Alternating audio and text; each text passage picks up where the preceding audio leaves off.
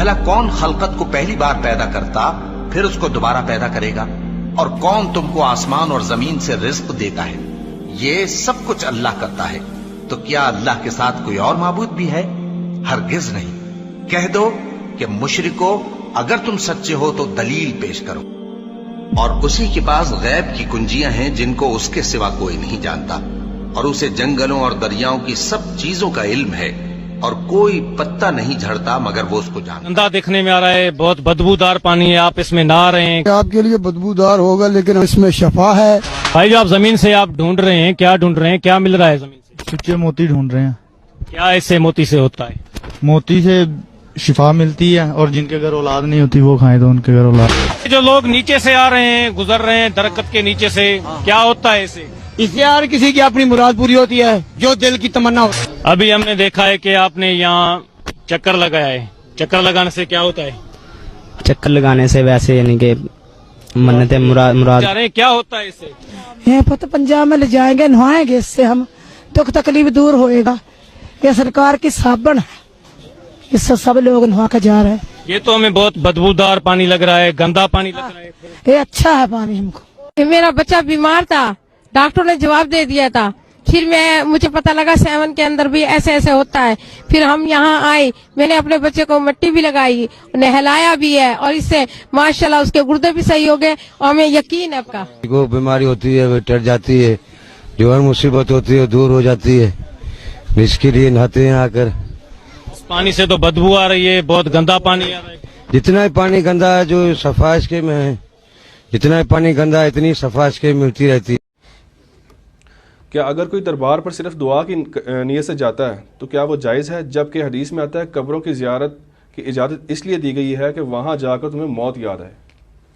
بالکل غلط ہے۔ یہ تو اسی طریقے سے کہ آپ شراب خانے مسلح ڈھونڈنے چلے جائیں کہ جی میں تو نماز پڑھنے کے لیے مسلح لینے آیا ہوں۔ جو جگہ نبی علیہ السلام کی مخالفت میں بنائی گئی ہیں، ابو داؤد میں حدیث ہے، ایک صحابی نے کہا میں نے مقام بوانا کے اوپر 100 اونٹ اللہ کے نام پہ قربان کرنے ہیں۔ اللہ کے نام پہ قربان کرنا کوئی برا کام ہے؟ آپ صلی اللہ علیہ وآلہ وسلم، میں کہیں وہاں مشرکین کے زمانے کا کوئی میلہ تو نہیں لگتا تھا؟ ہوتے ہی کوئی کہہ دے کہ جناب یہ حضرت صاحب دی یاداں تازہ ہو رہی ہیں دوبارہ۔ تو جہاں پہ غلط کام ہوتے ہیں، جو چیزیں غلط بنائی گئی ہیں، وہاں پہ اللہ کے نام کی قربانیاں کرنا بھی منع ہے۔ تو قبروں پہ جاؤ آخرت کی یاد آئے گی، مزارات پہ جانے کی آخرت کی یاد نہیں آتی۔ وہاں تو سیلفیاں اور شوٹنگز یہ چیزیں یاد آ رہی ہوتی ہیں۔ مزارات تو اس وقت یہی بنے ہوئے ہیں، آپ جا کے دیکھ لیں، علی بن عثمان اجویری صاحب کا مزار وہاں پہ کیا بنا ہوا ہے۔ قبروں پہ جا کے تو آخرت کی یاد، صحیح مسلم کی حدیث ہے کہ قبروں پہ جاؤ تاکہ آخرت یاد ہے۔ یہ ان قبروں پہ آئے گی جو واقعی قبریں ہوں گی، کچی بنی ہوئی، جن سے آپ کو عبرت حاصل ہوگی۔ جو مزارات بنے ہوئے ہیں، یہ تو صحیح مسلم حدیث ہے قبروں پہ مارتے مت بناؤ، ان کو پکا مت کرو۔ یہ تو نبی علیہ السلام کی مخالفت میں۔ یہ تو آپ یہ پوچھ رہے ہیں مجھ سے کہ جی سینمے میں اسلامی فلمیں دیکھنی چاہیے یا غیر اسلامی؟ میں کہوں گا سینما ہی غلط ہے، فلمیں تو بعد میں ہوگا۔ تو دربار بنانے ہی غلط ہے، جانا تو چھوڑ دیں۔ قطعاً کسی ایسے کام کو سپورٹ نہ کریں جو نبی علیہ السلام کی مخالفت کے اوپر ہے۔ کیا کسی فوت شدہ کو مرحوم کہا جا سکتا ہے؟ ہاں، مرحوم کا مطلب یہ اللہ اس پہ رحم فرمائے، کیوں نہیں کہہ سکتے؟ تو کسی بھی رحمہ اللہ بھی کہہ سکتے ہیں اسے، کسی کو بھی کہہ سکتے ہیں اگر آپ کے وہ فرقے کا تو۔ کوئی دوسرے فرقے میں تو مسلمان ہی نہیں سمجھتے، میں تو کسی کو ہی کہہ سکنا، وہ مسلمان ہو جس کی تکفیر نہ ہوتی ہو، ٹھیک ہے؟ تو آپ اس کو رحمہ اللہ بھی کہہ سکتے ہیں، آپ اس کو رضی اللہ عنہ بھی کہہ سکتے ہیں، آپ اس کو علیہ السلام بھی کہہ سکتے ہیں۔ مردوں کیا کہتے ہیں؟ السلام علیکم اہل الدیار من المؤمنین والمسلمین۔ رضی اللہ عنہ کا کیا مطلب ہے؟ اللہ ان سے راضی ہو۔ قرآن میں تو ہے نا، ایمان والوں کی نشانی ہے ربنا اغفر لنا ولاخواننا الذین سبقونا بالایمان، اللہ ہمیں بھی بخش دے اور ہم سے پہلے ایمان کی حالت میں جتنے لوگ مر گئے ان کو بخش دے۔ تو دعا کریں گے نا، رضی اللہ عنہ سے بہتر کوئی دعا ہو سکتی ہے؟ اللہ ان سے راضی ہو، اللہ تم سے راضی ہو، علیہ السلام اللہ تجھ پہ سلامتی کرے، رحمہ اللہ اللہ تجھ پہ رحم فرمائے، دعائیں دے جتنی مرضی دے۔ لاش کو سرد خانے میں رکھنا جائز ہے؟ اگر ضرورت ہے تو رکھیں، خام خانہ رکھیں۔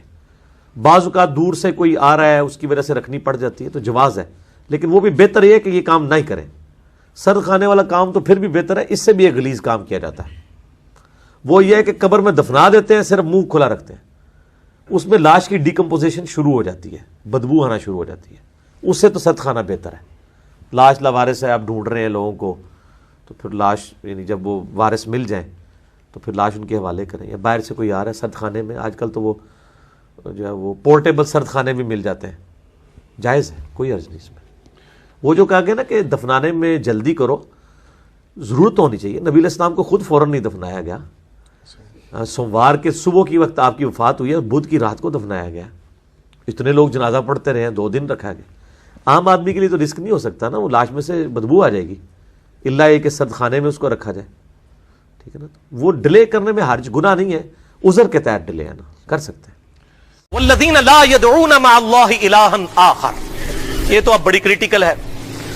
اللہ کے ساتھ کسی اور کو دعا کے لیے نہیں پکارتے وہ لوگ، یہ ان کی نشانی ہے.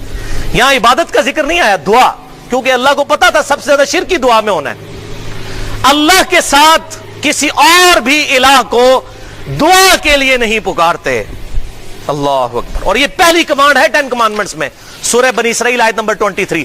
وَقَضَىٰ رَبُّكَ أَلَّا تَعْبُدُوا إِلَّا إِيَّاهُ، اور تمہارے رب نے یہ بات طے کر دی تھی کہ مت پوجنا کسی کو سوائے اس کے. یہ پہلی کمانڈ ہے توحید. ڈیٹیل کسی کو چاہیے ہو تو مسئلہ نمبر 3 ہے دعا صرف اللہ ہی سے، میرا لیکچر اہل سنت پاک.com پر، اور اسی کی ایکسٹینشن ہے مسئلہ نمبر 43 توسل اور وسیلہ کے صحیح احکام و مسائل. لیکن یہاں پر میں کراس ریفرنس کے طور پر کچھ آیات اس مضمون کے ساتھ انصاف کرتے ہوئے ضرور بیان کروں گا. سورۃ النمل کی آیت نمبر 62 ہے، اَمَّن يُجِيبُ الْمُضْطَرَّ إِذَا دَعَاهُ، بتاؤ کون ہے وہ جو مشکل میں گھرے ہوئے، اضطراب میں گھرے ہوئے شخص کی فریاد کو سن لیتا ہے. وَيَكْشِفُ السُّوءَ، اور اس سے اس کی برائی دور کر دیتا ہے. وَيَجْعَلُكُمْ خُلَفَاءَ الْأَرْضِ، اور وہ تمہیں اگلوں کا خلیفہ کرتا ہے زمین پر. تمہارے باپ دادا مرتے ہیں، تمہارے مرنے کے بعد تمہاری اولاد. اِلَٰهٌ مَّعَ اللَّهِ، کیا اللہ کے ساتھ کوئی اور الہ بھی ہے جو مشکل اور پریشانی میں گھرے ہوئے شخص کی تکلیف کو دور کرتے ہیں؟ تو اس میں آیت میں اللہ تعالیٰ نے واضح کہا کہ جس کو مشکل اور پریشانی میں مدد کے لیے پکارا جائے وہ الہ ہے. تو بھائیو یہ جھگڑا ہی نہیں ہے کہ مولا علی کو اختیار ہے یا نہیں. مولا علی کو اختیار ہو تب بھی، شیخ عبد القادر جیلانی کو اختیار ہو تب بھی، غیب میں مدد کے لیے ان کو پکارنا یہ دعا ہے، اور دعا عبادت ہے، اور عبادت اللہ تعالیٰ کے ساتھ خاص ہے. ایاک نعبد و ایاک نستعین، اے اللہ ہم صرف تیری ہی عبادت کرتے ہیں اور غائب میں مدد کے لیے صرف تجھی کو پکارتے ہیں. یہ اپروپریٹ ٹرانسلیشن ہے. ظاہری اسباب میں تو آپ پکار سکتے ہیں، وَتَعَاوَنُوا عَلَى الْبِرِّ وَالتَّقْوَىٰ، نیکی اور پرہیزگاری کے کاموں میں ایک دوسرے کی مدد کرو. بارش کون برساتا ہے؟ اللہ. ڈیوٹی کس کی ہے؟ فرشتوں کی. لیکن بارش ہم فرشتوں سے مانگیں گے؟ فرشتوں بارش برسا دو کہ گرمی کا موسم قریب آ رہا ہے، میرا سلام پہنچا دو کہ خادم تمہارا قریب آ رہا ہے. فرشتوں کو ہم پکار ہی نہیں سکتے. ہم اللہ کو پکاریں گے، چاہے درود ہوگا تو اللہم صلی علی محمد وعلی آل محمد، دعا ہوگی تو اللہ ہی کو پکاریں گے. یہی اللہ کے محبوب صلی اللہ علیہ وسلم کی تعلیمات ہیں.